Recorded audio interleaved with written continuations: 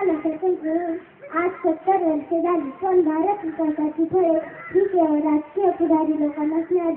आणि इथला आदिवासी अजूनही अन्याय अत्याचाराचा वापर भरलेला जातो. याकडे कोणाचे लक्ष नाही. अशीच परिस्थिती इंग्रज स्वराज्य स्थापनेनंतर इंग्रज राजवटीत 1800 दशकात झाली. अन्याय अत्याचाराचा वाढत राहिला. त्या जागातून एक ठिणगी उडाली. ही ठिणगी थेट देवगावर. ही ठिणगी एका बंडखोरीच्या रूपाने उडाली. अन्याय अत्याचाराला वाचा जोर लागली.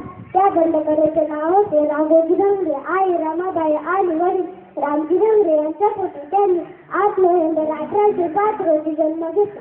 लहानपणी खूप हुशार आणि चंचल असलेल्या राघोजींना लहान वयातच कौशल्य आत्मसात यांचा वापर त्यांनी इंग्रज राजवटी आणि सावरकांसाठी यांनी केला.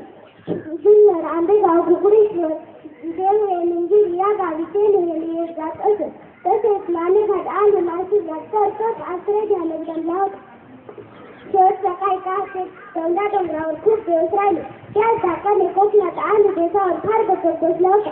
आदिवासी बांधव सुखी झाले होते. राजासारखा जगत होता.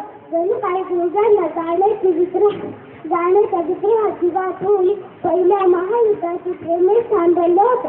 दुजागंधा दर्यात लपून राहणे आणि रात्रीचे निवेदन करणे हे त्यांबंद इंग्रजांच्या साताऱ्यावर छाया लागले.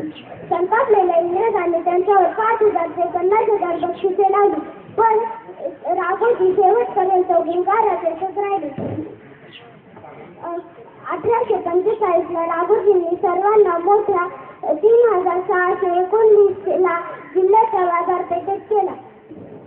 त्यावेळी फक्त तलवारीचे गराव होते. इंग्रजांच्या 5000 सैनिकांना राघोजींच्या 200 सैनिकांनी कापून काढले आणि राघोजी भांगरे कुकुडेश्वराचे दर्शन घेऊन नाणेघाटाने सर्व कोकणात उतरले. पण स्वतःचे धावपळीने शरीर टाळलेला म्हणून त्यांनी सिंदखेड ते पंढरपूर अशी देवस्थाने फिरण्यास सुरुवात केली. वाटेत येणाऱ्या प्रत्येक गावात त्यांनी नवीन बंडखोरी घडविले. देवगावात पेटलेली ही ठिणगी पंढरपूर ते एक्रेट मालवली राघोजींना केंद्र करण्यात आले आणि